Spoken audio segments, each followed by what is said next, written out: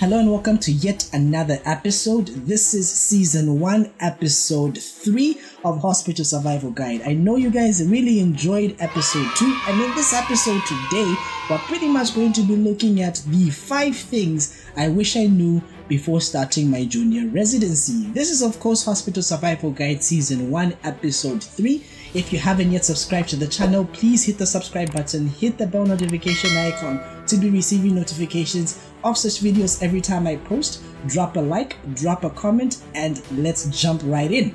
So, have you guys ever been to the hospital and wondered how doctors actually get to learn all that information, whether they learn it from medical school or whether they learn it during the job training, during the internship? So I'm pretty sure you already know that when you complete medical school, you're going to have a year, 6 months of internship if you're trained locally within the country. If you're trained outside the country, you're going to be having pretty much 2 years internship. Now, during this internship, you will rotate in different departments. You will rotate in surgical departments, you will rotate in medical departments for a given length of time. If you're trained locally, you're going to be rotating for 3 months in internal medicine, 6 months in surgery, 3 months in pediatrics, and 6 months in obstetrics and gynecology. 3 months in obs and 3 months in gyn, ideally. If you are trained from outside the country, then it's pretty much 6 months per rotation. 6 months in obs and gyn, 6 months in internal medicine, 6 months in surgery, and 6 months in, of course, obs and gyn. So then you wonder, how exactly do the doctors get to learn all these things? Because I'm sure you've visited a doctor's office before, and if you actually are training to be a medical doctor, then you're wondering, how am I going to know all these things? Is medical school going to prepare me for these things? Well, this is why I actually came up with this episode. If you have actually already finished medical school and about to start your internship, this might also help you to prepare much better for your different rotations when you start your junior residency. So the first and foremost thing that I really wish I knew before actually finishing medical school and actually starting my junior residency is of course dosaging and protocols. What do I mean? A patient comes, I'll give you an example. A patient comes and let's say they have, let me give something that's simple. They have malaria, okay? And they require, let's say uncomplicated malaria, and they require Coartem, that's a temethane lumefantrine. That's a bit easy because malaria is rather common in the country, so you will know how many tablets to give at the time intervals. But let's say now someone comes in with severe malaria and they require an intravenous drug which is known as a tisonate. Now, how exactly do you know these dosages, how to give it, how often to give it? Well, I'm sure when you read most of these medical textbooks in school, you'll realize that when it comes to the management aspects, a few of them actually do mention what exactly you will do. Some of them will tell you that you need to give fluids, but then how much fluids are you going to give? You need to give this certain drug. How much of this drug are you going to give? I understand with drugs like antibiotics that are constantly changing, that the resistance patterns actually do change. And by the way, if you haven't yet watched the video on antibiotics, then I don't know what you're doing to yourself. You're not pretty much doing justice for yourself. And I am sure if you ignored that video, well, it'll be awkward for you on the words. So I really wish that in medical school, you know, they really set aside time, because this is how it played out when I was in medical school, right? We're in 4th year and we were introduced to these drugs, different drugs, and we're told, oh, this is what you need to know about the drugs, the drug classes, the drug names, the pharmacokinetics, the pharmacodynamics, the indications, the side effects, and we learned all that stuff for many drugs. And I think half of those drugs we hardly ever even used them, or we hardly have never even prescribed half of those drugs that we learned in pharmacology.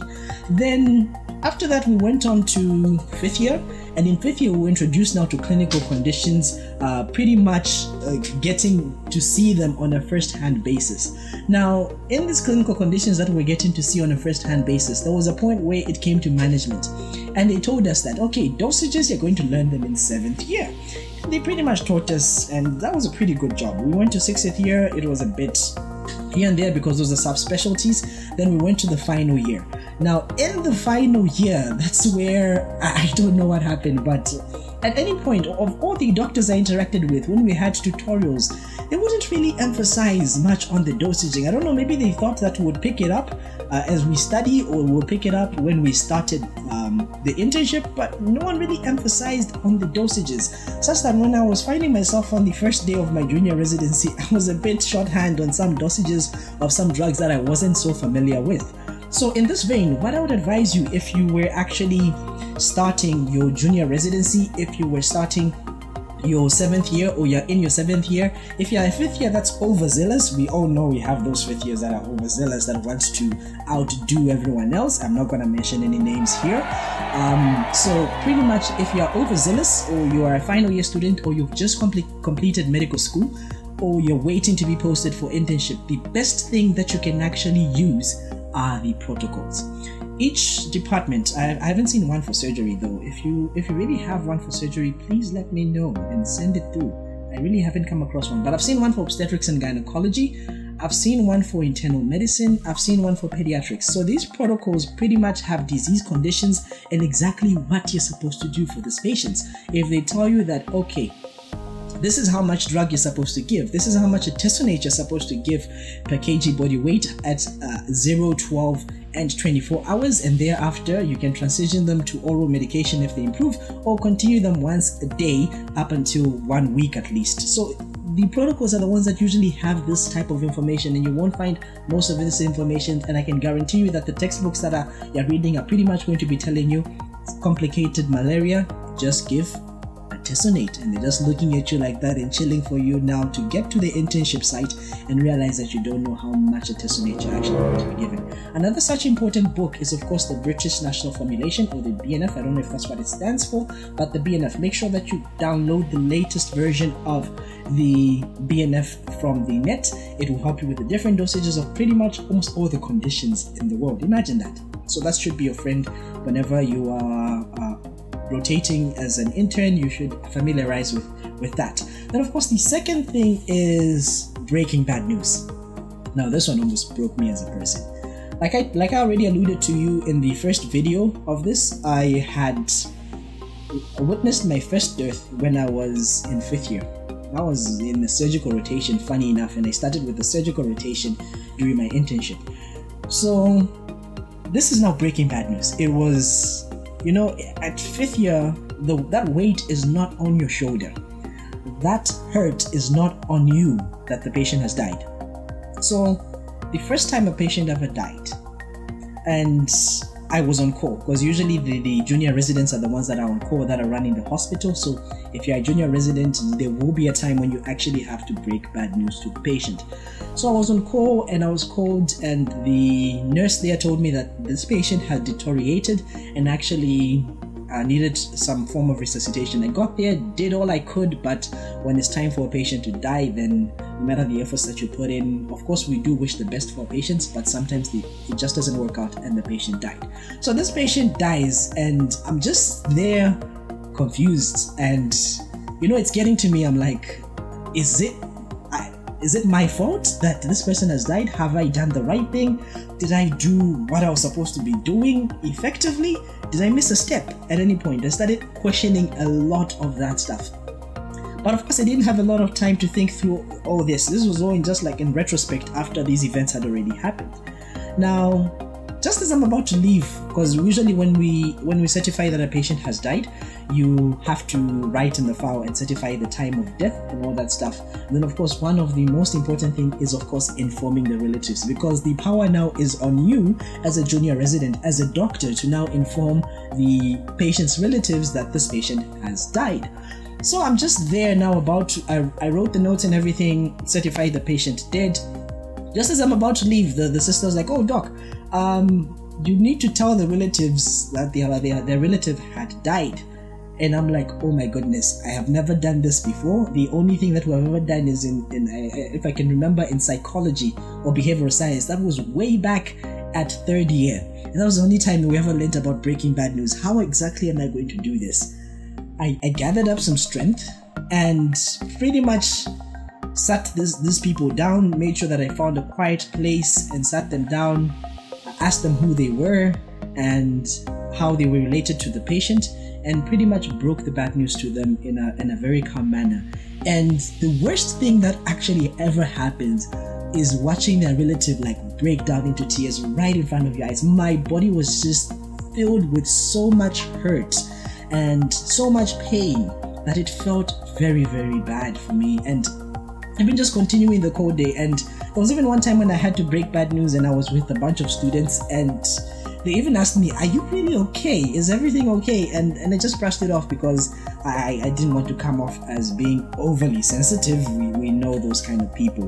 But I just brushed it off. And yeah, that's another thing that you're going to be going through during your internship. A lot of bad news breaking, especially in internal medicine, because that's where patients die quite a lot.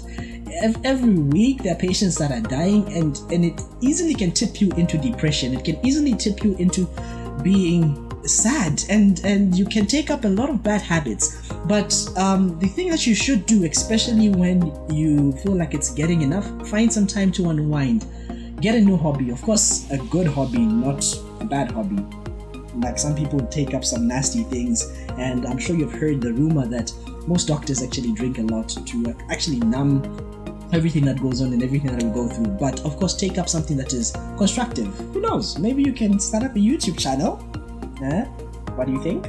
Anyways, so that's the second thing that I wish I knew, is that there will be a lot of bad news breaking that will be there. Then the third thing that I wish I knew is, of course, the paper system, the paper-based system. You know, medical school doesn't really prepare you for everything, because I think there should be a course for administrative paperwork or filling in certain paperwork, because there are certain things where you had to fill in some paperwork. For example, when you're referring a patient, for example, if we're referring a patient from the station where I work to the bigger hospital, like the biggest hospital in the country, of course you can guess what the biggest hospital in the country is, there is some paperwork that we have to fill in.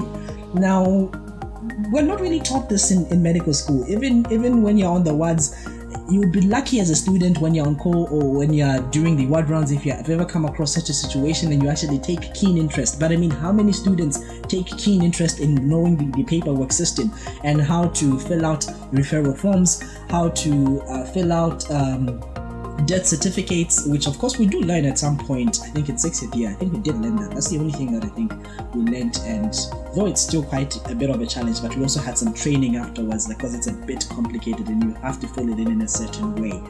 But the other things like certifying a patient dead, of course, which we also learned in retrospect. I think we learned some of these things, but I think there should be more emphasis learning on the administrative part of medicine, because that's not really emphasized a lot in, of course, medical school. And that's the third thing that medical school does not prepare you for, and I wish it did, and I wish I knew this before starting the medical school. And then of course the fourth thing that I actually wish I knew before starting my junior residency is, of course, the practical aspect. Now you will be surprised. I mean, didn't you rotate at 5th year? Didn't you rotate at 7th year? No, that's not what I mean. What I mean is this.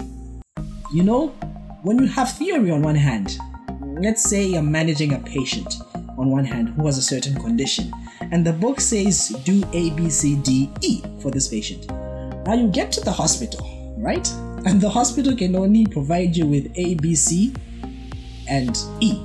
D isn't there. The D thing that you're supposed to do is not there. And this is just a random example. I'm not insinuating anything about any hospital or our medical system, but it's just how it is. I haven't changed it, and I pretty hope to change it one day. Maybe I should. But on one hand, you have these things that are supposed to be doing the standard care that's supposed to be there, that you know that, okay, this is what's supposed to be done. And then you get to the hospital and you only find out that you only have A, B, C, and E. Then you ask yourself, what am I supposed to do? Where is the D? No pun intended, by the way. So obviously, the practical aspect of medical school actually is different from the theory aspect. The practical aspect is actually way much more easier than the theory aspect, and believe me, like, I wouldn't trade this up for anything. I mean, I wouldn't go back to school.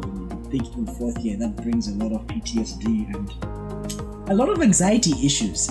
Anyways, there are a lot of things that we do in the hospital that you learn about in medical school. There are some things that you actually don't even learn about in medical school that you actually will see in the practice, and you'll do in the practice. And funny thing enough, on my first day, my first call day, I had the weirdest of cases, and I think I'll save this for another episode. I had the very weird cases on my first day. And imagine, I report to the hospital and the next day we're on call. That's how my first day of junior residency actually went like. And anyways, I managed to get through it, though with a lot of nervousness. And a shout out to a colleague that was a classmate that really helped me through, especially my first experience at the hospital. That was very, very good. Then the other thing, the fifth and final thing that I wish I knew before actually starting my junior residency is you can't finish all the patients. No matter how overzealous you are, no matter how much energy you are, you can't finish all the patients. You know, you can be putting in 1,010%, and of course you should put in the best amount of effort for every patient that you have, but you have to acknowledge that at one point there will be burnout. At one point there will be fatigue, because interns are always fatigued, and you should know also how to take care of yourself. I think I reached a point in surgery where, you know, I used to take it upon myself that I would do my best and put in 110% each and every single call day. Yo, the patients never finished. I was like, God, they are not stopping. And for real, the patients will never finish. And my boss told me this thing: patients will always be there. They have always been there before you finished medical school and became a doctor. They will be there after you die and you're no longer a doctor, and patients will always be there. But what you really need to take care of yourself, or what you need to take care of rather, is yourself. In as much as you are being a patient, you are being a doctor for everyone, you should also be a doctor for yourself. Of course, the patient does come first, but do not put yourself in a situation whereby you are sick and you know that you can't really handle this, and then you want to handle patients. You are actually putting the patients at a much greater risk because they are prone to making more mistakes. So patients will never finish. They will always be there. They will always have been there, and most definitely they will always be there until Jesus Christ comes. Hopefully in heaven we don't need any doctors. Anyways, I hope you really enjoyed that episode of Hospital Survival Guide. If you did, please hit the like button, hit the bell notification icon to be receiving notifications of such videos every time I post. Oh, and just one last thing before we go. My Instagram account was hacked. So at Dr. MK7, that account was hacked. Please do me a solid and make sure that you report the video, or report the account that this account has actually been hacked. That will help me a lot. If you enjoyed these videos, please show your support by dropping a like and dropping a comment below. My name is Dr. Moses Kazevu. Until next time, to Zambia and beyond. Bye bye.